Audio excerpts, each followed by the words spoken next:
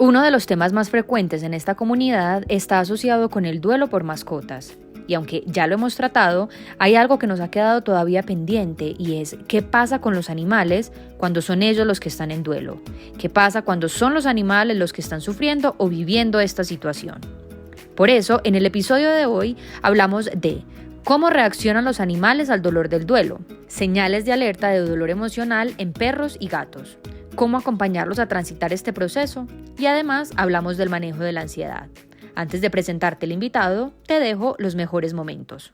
Cuando un perro pierde a su tutor, el animal entra en ese síndrome de privación en donde deja de consumir alimento, empieza a aislarse también. Obviamente su figura de apego, y cuando hablo de apego, el apego no es malo. Dependiendo el tipo de apego, cuando se convierte en patológico, ya podemos estar hablando de un problema, pero el apego es algo normal. El animal entra en un bucle emocional en donde no entiende dónde está. Sabe que se fue, sabe que partió, pero que ya no está. No muchas personas entendemos cuáles son las necesidades específicas que tiene un gato. Y cometemos muchos errores a la hora de tener un gato, de entender qué es lo que pasa en el gato. Quien me diga que un gato no tiene problemas de apego es mentira. El que me diga que un gato cuando llegas a casa va a pasar de ti es mentira. Quien te diga que un gato no tiene un vínculo estrecho con su tutor, tutora, mamá, como papá, como le quieran llamar, es mentira. Bienvenidos al espacio en el que sabemos que para todos los duelos siempre habrá otro manual. Un podcast para darnos cuenta que eso que nos duele también le duele a alguien más. Un espacio en el que buscamos distintas maneras de entender que la muerte y el dolor tienen mucho que enseñarnos y que la vida es eso que aprendemos de las cosas que nos pasan.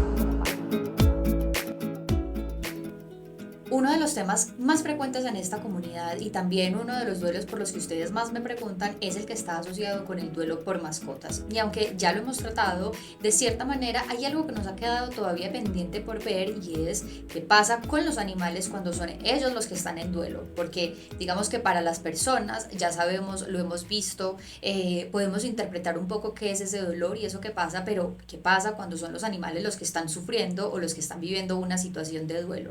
Por eso hoy tengo un invitado de lujo, se los voy a presentar. Él es Fernando Charri, es médico veterinario y también hay algo muy que me impactó mucho y que le decía porque no conocía lo que significaba la palabra, y es que es magíster en etología clínica veterinaria, y etología es precisamente esta rama de estudio que se encarga de analizar, entender y comprender y pues por supuesto estudiar los comportamientos y las conductas de los animales. Así que Fernando, gracias por aceptar esta invitación de otro manual para el duelo. Carolina, no, a ti muchísimas gracias por convocarme, por tenernos en cuenta, sobre todo a mi equipo de trabajo y a mí, y más que nada para hablar sobre esto, puesto que el mundo ha cambiado muchísimo, nuestros animalitos de compañía ya hacen parte, son miembros más de la casa. Cuando hablamos de esto, el vínculo ha cambiado, la manera en que nosotros percibimos o entendemos el amor para con ellos es completamente diferente, y las emociones de los animales, a pesar de que antes se pensaba algo muy básico de ellos, los animales tienen emociones bastante sofisticadas y complejas que hasta ahora estamos nos dando cuenta e interpretando, ojo, interpretando. Y ahí nos estamos dando cuenta que el animal también sufre, también tiene problemas de comportamiento, y cuando hablamos del dolor, el dolor es también una emoción. Sí, Y si total. te dije como al inicio, al speech general, las emociones, dependiendo de qué sean, cómo se vayan a manejar, también duelen. Entonces, dentro de esto, el dolor que pueda sentir, bien sea un perro o un gato, siendo dos especies diferentes, también la pueden llegar a sentir, también la manifiestan. Por eso es tan importante, y definitivamente gracias, Carolina, por convocarme a este podcast No, tan bonito. a ti de verdad. Y sabes, me pasa algo súper curioso y es que yo nunca he tenido pues como ni perros ni gatos, no he tenido este tipo de compañía en mi casa, no ni siquiera porque no me guste, sino porque pues nunca he vivido como en el espacio que yo sienta que se adapte pues como para tenerlos. Pero me pasa algo y es que a donde voy, quien tiene un animal en la casa, lo que sea, no, pues, o sea, nos hacemos los más íntimos amigos, pues, el que quiere que lo consienta todo el tiempo. Entonces, es una relación que yo también estoy tratando de entender, de preguntarme, y precisamente porque hay algo que, como tú lo decías, está cambiando el chip, estamos entendiendo más a los animales como que pueden ser parte de nuestra vida, que se terminan convirtiendo en hijos. O sea, para muchas familias Total.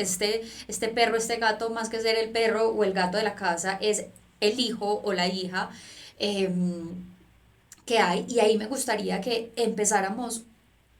Hay muchos mitos y como muchas concepciones al respecto sobre si los animales piensan, si los animales sienten, si razonan, si tienen conciencia. Y me gustaría que tú nos abrieras como este campo para entender un poco cómo funcionan, por así decirlo, los animales. Yéndonos a los más comunes, los que podemos tener en nuestra casa, como en perros y gatos, cómo funcionan y cuáles han sido como esos mitos que con el tiempo hemos ido desmitificando.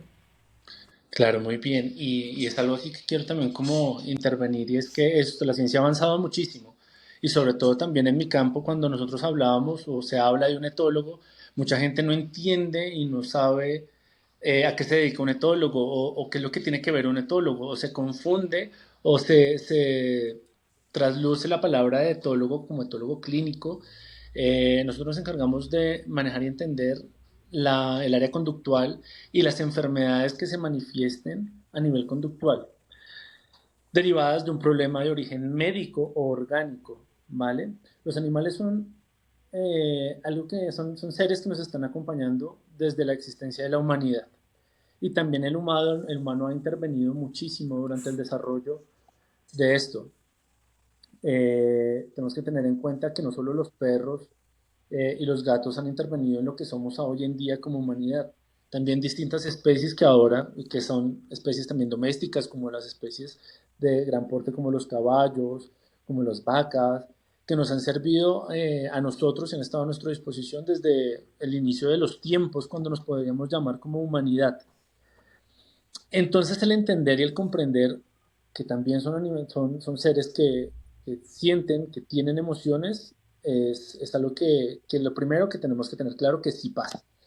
¿Qué es lo que pasa? Que había un auge hacia los 80s en donde hasta ahora se estaba entendiendo ciertos componentes o ciertas actividades a nivel cerebral en los animales que también compartimos nosotros los humanos. Y hay algo que es un término que se llama neotenia, que son esas características infantiles o muy redondas, muy niñas, pequeñas, que nos generan ternura y que hacen que enfoquen sí, en nuestra psiquis, en lo que nosotros pensamos, esa sensación de la ternura y que generemos ese vínculo estrecho, bien sea con perros o con gatos, ¿vale? Pero siempre el humano ha estado manipulando esas características fenotípicas y genotípicas buscando esto. Entonces, hablar de emociones en los animales es algo profundo, es algo más que profundo, es en muchas ocasiones hasta difícil de comprender porque son muchas, es un mar de emociones como las personas. Y lo que te decía al inicio, también tiene una manera muy sofisticada de sentir y de ver el mundo. Nosotros antes pensábamos que no, los animales no son conscientes de muchas cosas, y claro que sí son conscientes, claro que sí temen, claro que sí sienten miedo, ansiedad, fobia a muchas cosas. ¿Me Sí, hago entender? sí, no, total. Y me hacías acordar ahí cuando estabas hablando, dentro de lo que te decía que nunca he tenido, pero que me ha acercado. Pues eh, muy mal deberías tener. no, total, yo sé, pero estoy buscando el espacio. O sea, te lo juro que a mí me encantaría, pues yo creo que yo sería la más boba teniendo, me gustaría tener un perro, pues sería la más Mira, boba teniendo uno en mi la casa. vida se completa y no hay nada más bonito cuando tú puedes compartir con un animal, bien sea perro, sea gato. Yo creo que es un complemento que como seres humanos deberíamos tener, aunque sea una vez en la vida, No, y total. saber qué es eso, saber y entender cuál es el amor, ese amor profundo, ese amor desinteresado que pueden darnos ellos, ¿sabes? Total, y entonces ahí te iba a decir, tengo familiares en Estados Unidos y ellos tienen perro, bueno, mi tía tiene tres pitbull, una prima tiene un pitbull y una perrita que nunca recuerdo cuál es la raza. El caso es que siempre que yo voy, te lo juro, Fernando, que O sea, yo siento y yo les digo, es que yo siento que ellos, o sea, primero saben quién soy, segundo saben que llegué, tercero saben cuándo me voy a ir. Es una cosa como impactante, como que yo los miro a los ojos y es como, de verdad, como si uno pudiera hablar y decirles como, ya, o sea, volví después de tanto tiempo.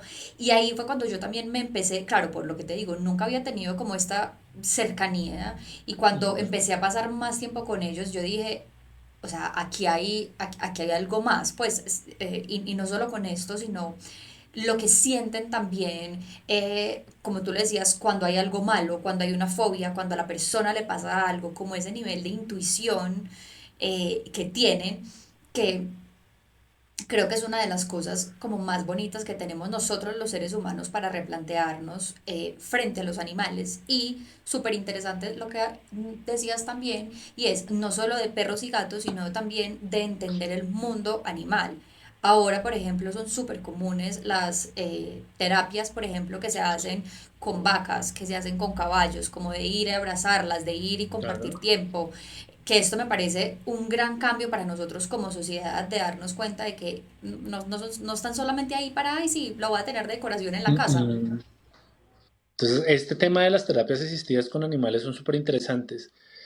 Tú no te imaginas cómo tu cerebro segrega distintos neurotransmisores y neurohormonas en la hora de compartir con un animal. Solo te voy a hablar de serotonina y dopamina. Ya con eso, pum, está tu cerebro activo en donde tú puedes estar compartiendo con un animalito. El simple hecho de estar, compartir, verlo, Total, tanto para ti, pero para con el animal también. sí, total. Los efectos también que tienen para ellos. Y creo que Ujú. acá, para ir metiéndonos en este tema de el duelo, y como lo decía también en la introducción, en la presentación, nosotros como seres humanos finalmente ya sabemos que cuando ellos se mueren hay un dolor, lo sentimos como, pues, como un dolor que tenemos cuando muere, no sé, un hijo, algún miembro pues como de nuestra familia, de nuestros amigos. Ya sabemos un poco qué es lo que suele pasar. Pero ¿qué pasa cuando son ellos los que sufren? Cuando por el contrario muere ese cuidador. Hablemos primero del cuidador, pero también me gustaría saber de qué pasa cuando, digamos, en una casa o en algún lugar hay más de dos animales. ¿Qué es lo que pasa cuando fallece el compañero animal? Pasan, a ver, en muchas ocasiones, y me ha pasado mucho, sobre todo en estas casas multiperro o multiespecie, porque también al día de hoy hay muchos hogares que tienen perros y gatos, o muchas solo tienen gatos, o muchas solo tienen perros, pero hablemoslo desde la parte de los humanos. Cuando un perro pierde a su tutor, el animal entra en ese síndrome de privación en donde deja de consumir alimento, empieza a aislarse también.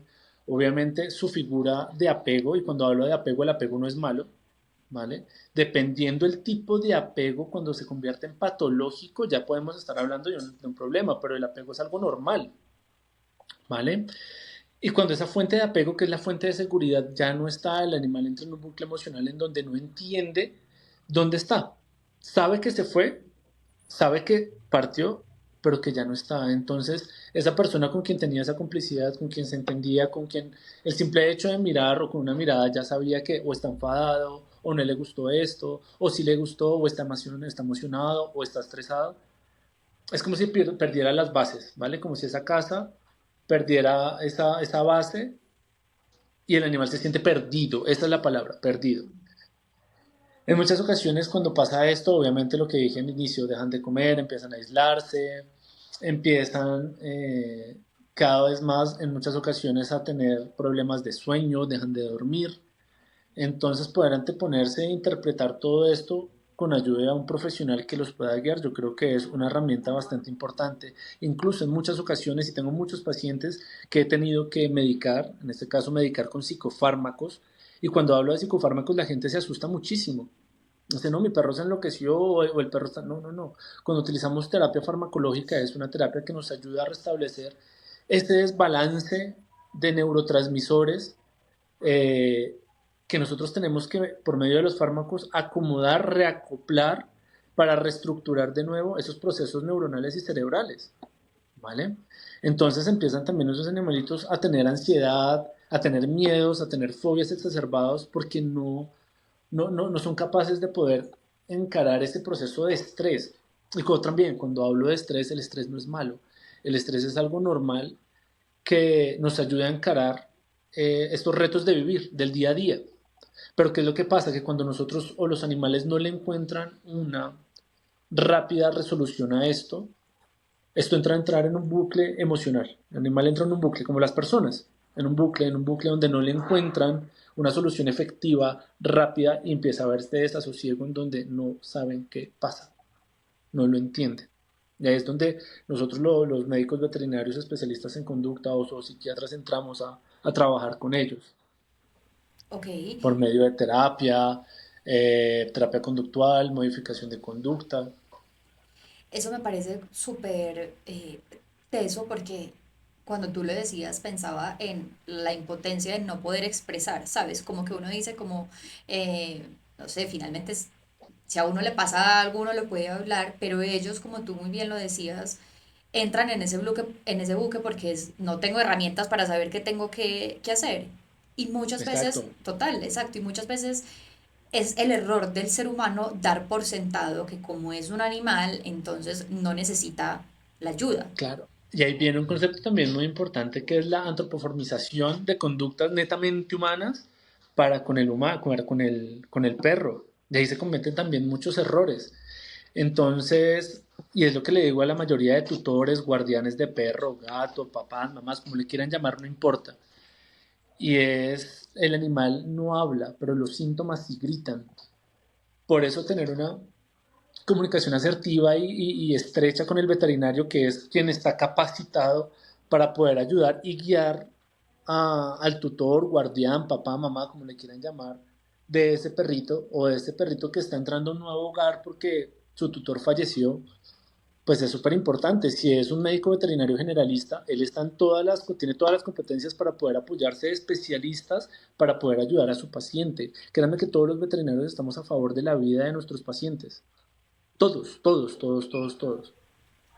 Ahí, digamos que estábamos hablando un poco de estos cambios que pueden tener. Mencionabas los que son como cambios de comportamiento, ansiedad, alimentación, pero ¿cuáles crees tú que pueden ser como esos checks de esos sí, como eso que hay que tener cuidado, de esos comportamientos de los que hay que tener cuidados o esos cambios, que una persona, por ejemplo, que no sabe el tema, lo que tú decías, tiene una familia con hay una familia con un perro y un gato, se muere el gato o el que sea, ¿qué tener en cuenta? ¿Qué tiene que Súper estar uno importante. como vigilando?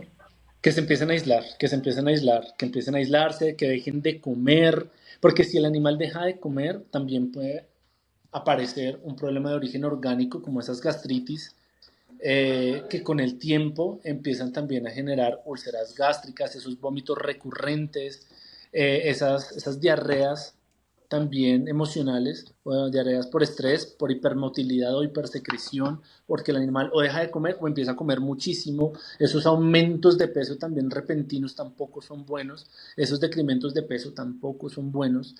Eh, que empiecen a hacer conductas que antes no hacían en ocasiones, cuando un tutor, y es lo que hablan las estadísticas, la mayoría de tutores que fallecen son personas mayores.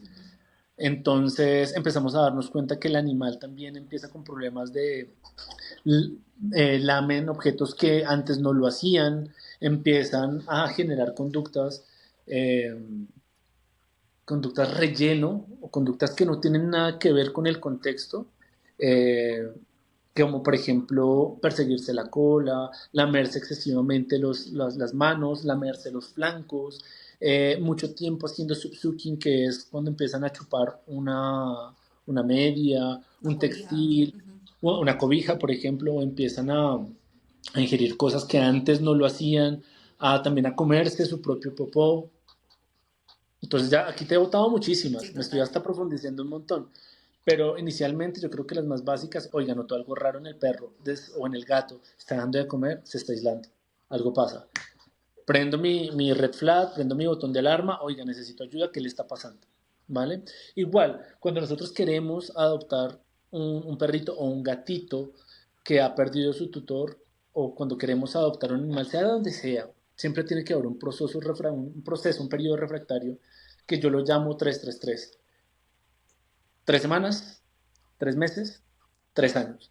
¿Para qué? Para que ese animal vaya floreciendo y vaya acoplándose a nuestro estilo de vida. Es que el perro o el gato que perdió a su tutor, ya él consigue otro tutor y ya todo perfecto. No, es un periodo que toma tiempo. Por eso siempre lo divido en 3 bloques. 3 semanas, 3 meses, 3 años. A los 3 años ya puedo decir, este animal está completamente adaptado a su nuevo entorno, a su nueva vida.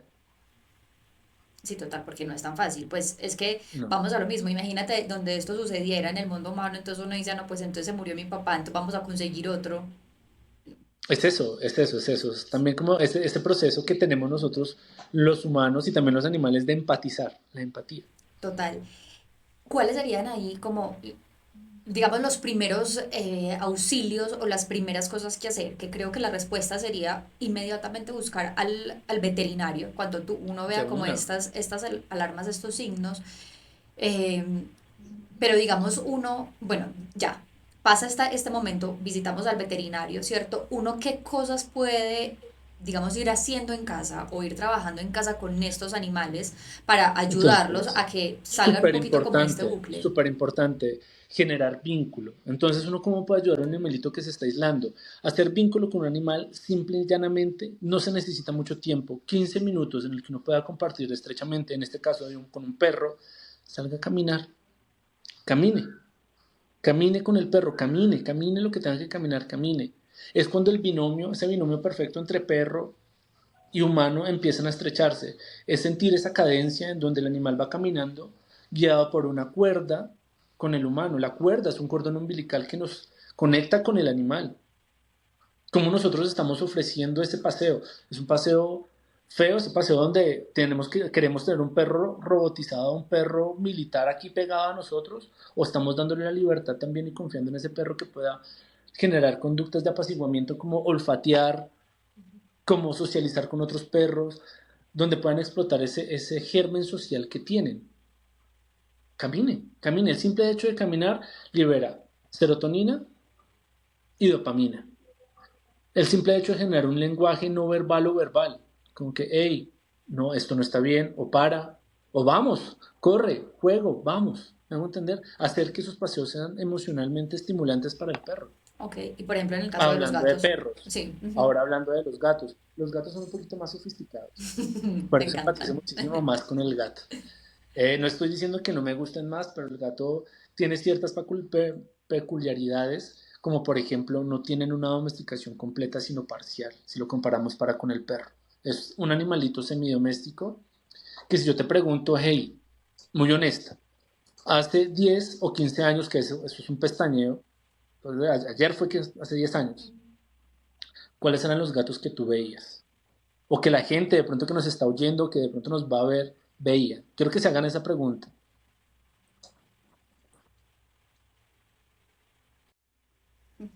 ¿Cuáles eran los gatos que tú veías? Uy, como que ¿sabes qué imagen? Como que me imaginé como el gato de la familia súper sofisticada, o sea, de alta sociedad o algo, como el gato súper, no sé. Vale, listo, válido, claro, pero hace 10 o 15 años nadie tenía gato en casa. Muy poquitas personas compartían, o por ahí la tía, sofisticada como lo estás diciendo, tenía Ujú. por allá el persa, Total, que es uno que veía tan lejano, ese fue el que me por imaginé. allá, Ujú. claro, por allá, pero realmente nadie tenía en su casa o nadie estaba preparado para tener un animal con esas características viviendo una vida completamente indoor, ¿vale? No sé dónde estás ubicada, en Bogotá, En Medellín, Bogotá. Cali. En Bogotá, bueno, si te has dado cuenta, Bogotá, una ciudad capital, ya no puede crecer más hacia lo ancho. Ujú. No puede, es que es imposible que crezca más hacia lo ancho. ¿Para dónde empezó a crecer? Arriba y abajo. Hacia arriba. Ujú. Yo llevo aquí en Colombia exactamente, voy para cumplir 4 años. Yo me fui muchos años fuera de Colombia para estudiar, para dedicarme, porque realmente lo que nosotros nos queríamos dedicar con nuestra esposa era trabajar con gatos. Y realmente en esa época nadie tocaba gatos. Decíamos, ¿qué vamos a hacer en Colombia? Pues nos vamos.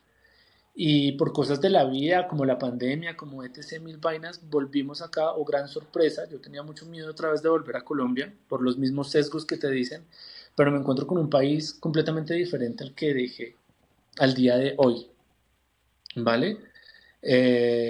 Y me doy cuenta que levantas la mirada y cuando levantas la mirada ves un ventanal y en ese ventanal va un gato, dos gatos, tres gatos, cuatro gatos, por todo lado hay gato. Pero ojo, no la transición del gato, de ese gato que tenía una vida outdoor a una vida indoor, fue muy rápida, fue demasiado rápida. Y no muchas personas entendemos cuáles son las necesidades específicas que tiene un gato.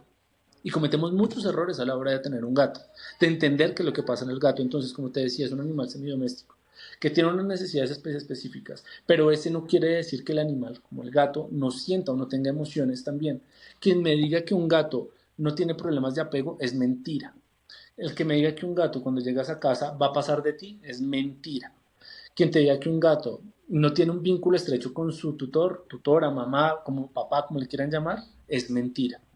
El vínculo que genera un gato para con un humano es extremadamente íntimo y estrecho, porque también el gato comparte algo muy importante, el lecho, en donde nosotros dormimos.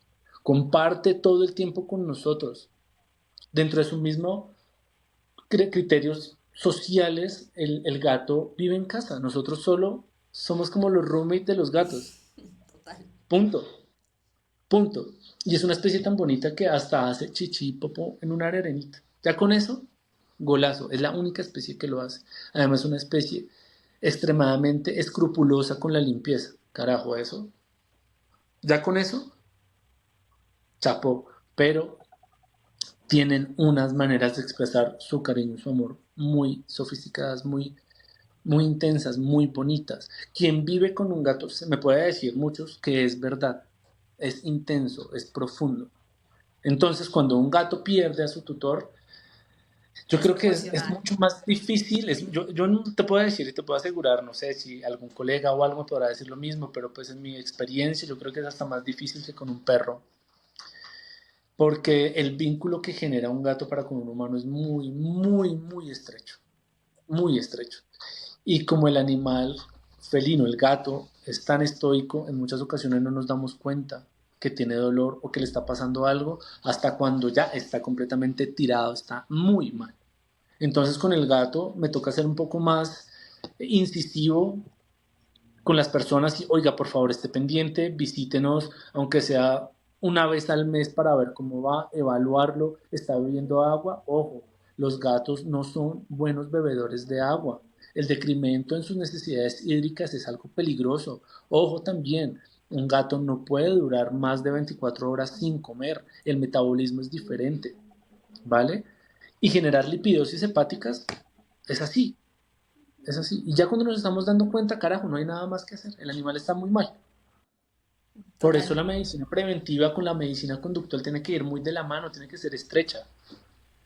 Sí, y sabes que siento que lo que decías de los gatos y estas formas de ellos gestionar vínculos es algo que uno, nosotros como humanos apenas también como que ahí como que vamos entendiendo y dos, que es algo demasiado común, creo que es un mito muy común que todos, no sé, uno llega a una casa donde hay gatos, es, ay, es que él es súper arisco, ay, es que él no le gusta tal, ay, yo Con digo, el nuevo, con el exactamente, nuevo. exactamente, pero eso no quiere decir que sea un animal arisco, no, Para simplemente nada. lo que tú dices es selectivo y es sofisticado, no tiene por qué ir a tirársele a todo el mundo, así creo que son los más parecidos a los humanos que hay, porque le pasa a uno lo mismo de Total. humano, uno conoce a alguien desconocido y uno es como, hola, ¿cómo estás? Uno no va a llegar, hola, ¿cómo estás? Tanto tiempo. No, Y nuestra manera de interaccionar cambió mucho después de una pandemia.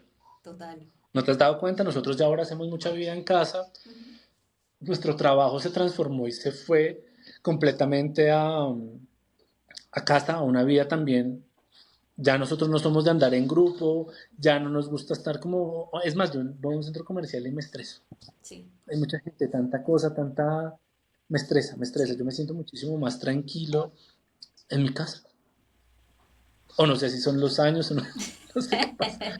No, Pero, pero es pero... verdad y sobre todo que finalmente, por ejemplo, ahora que hay como este pico de enfermedades respiratorias, digamos, para nosotros, es eso, es Ah, entender que si nosotros como humanos también cambiamos nuestros comportamientos y tenemos nuestros comportamientos, pues finalmente los animales son seres vivos. O sea, son seres vivos y ya, y hay que entenderlos como seres vivos que también tienen su derecho a elegir. Y siento que pasa algo con ellos y es como que son iguales a los niños, o sea, están demasiado conectados como con su intuición, por así decirlo, uy, y ahí estás tocando una fibra bastante interesante y bastante importante porque si nosotros comparamos los procesos cognitivos, bien sea de perros o de gatos, estás trabajando con un niño de 3 años. Total. alucina, de 3 años. Uno dice, ¿un niño de 3 años? Sí, un Fernando, niño de hablemos tres un años. poco como de esta conexión, por así decirlo, que los animales pueden sentir cuando ven a otra persona, de lo que pueden percibir, de las energías que pueden sentir cuando ven a otra persona, se enfrentan a una situación, que pueden percibir este miedo, esta felicidad, esta alegría, la tristeza. Yo me voy hacia la parte más científica y tiene que ver mucho con el aroma de las personas también.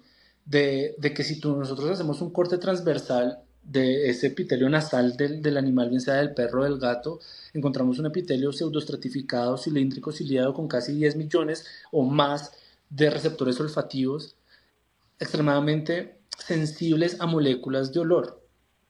Dentro de ellos también, si hay una persona que está completamente desbordada de estrés, o sea, de cortisol a tope, pues también el animal no va a ser tonto y va a decir, oye, no Ya, está como bien. Si hay una persona que desborda alegría, que está completamente feliz, el animal también lo sabe, el ok. animal también lo percibe. Entonces, por ejemplo, si esa persona que viene a mi casa tiene también animales, pues obviamente las moléculas de olor quedan ahí impregnadas en nuestra Total. ropa. Y claro, llega a una casa donde hay gato, no hay nada más territorial que un gato, huele a otro gato, uy, yo no me acerco acá porque aquí hay algo raro, o me acerco más porque me es interesante. Entonces pasa mucho, mucho, y es algo muy chistoso que cuando va uno a un domicilio y el gato en ocasiones no se acerca o algo, uy, esa persona tiene malas energías, uy, esa persona. No necesariamente tiene que ser así, puede que tenga más animales. O yo, por ejemplo, un día de trabajo he visto 800.000 gatos, 800.000 perros, perdón, pues obviamente o se van a acercar porque la curiosidad les gana, o definitivamente, uy, uy, uy, prefiero no acercarme. Entonces, ves lo que te decía, en ocasiones confundimos sensaciones netamente humanas, igual lo desconozco, puede que haya gente muy sensible a las energías, yo me baso más en otras cosas, o sea, medicina basada en evidencias, punto. ¿Vale? Perfecto. Ahí, ¿sabes? Tenía una pregunta para ti y es en el Dime. tema de el manejo de la ansiedad en los animales.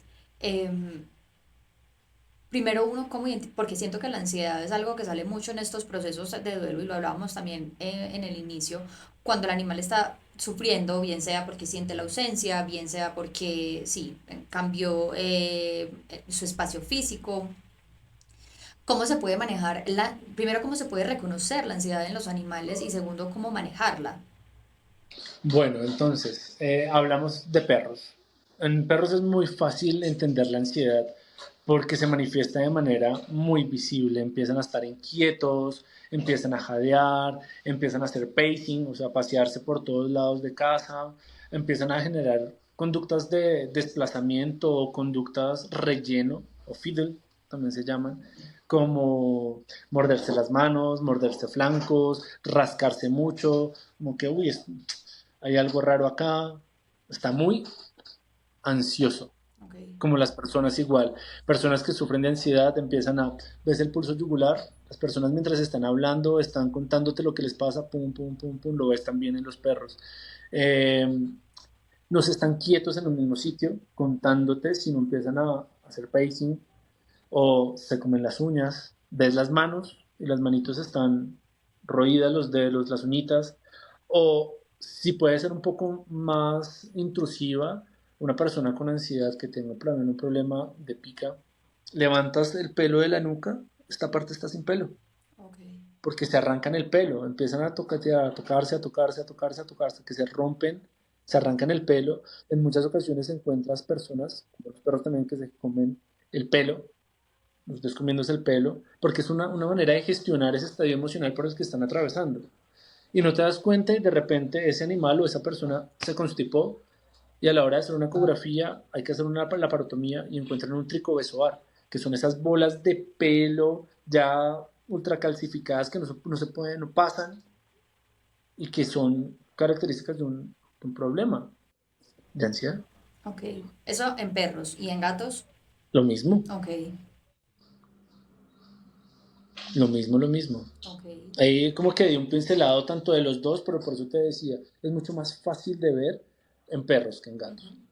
Ya. Aunque en gatos también la vocalización es absurda. vocaliza, se levantan, no sé, 2, 3, 4 de la mañana, 3 o 5 veces maullando, maullando, maullando, maullando. ¿Qué le pasa? ¿Qué es lo que pasa? Ok. Y se confunde mucho con los sumis, que son esos estallidos emocionales que el animal está muy contento, no sabe cómo gestionar esa tanta emoción, tanta energía que corren de lado a lado, ¿vale? Pero no quiere decir que esté ansioso. Total, ya. Fernando, para ir finalizando este episodio, si pudiéramos decirle como a las personas, como una vez unos primeros auxilios, si tu animal está en duelo, creo que el primero, atención al comportamiento, de si hay cambios. Ujú. ¿Cuáles La serían? primera, A. El ABC sería uno, A. Atención con tu animal. El B. Directamente acudir a nuestro veterinario. Acudamos a los veterinarios, véanos como la fuente de ayuda para ustedes, para su animal de compañía. Cuando nosotros podemos hacer preventivamente un manejo, créanme que es preferible prevenir antes que. Y tercero, empezar a entrar con un profesional idóneo a un tratamiento, sea el que sea holístico, sea un tratamiento psicofarmacológico, farmacológico, o sea un tratamiento con modificación de conducta, pero siempre que ese sería el ABC del duelo, sería como la base para poder ayudar y anteponer a este problema, es un problema, también un problema de salud pública, la salud mental también afecta a los animales,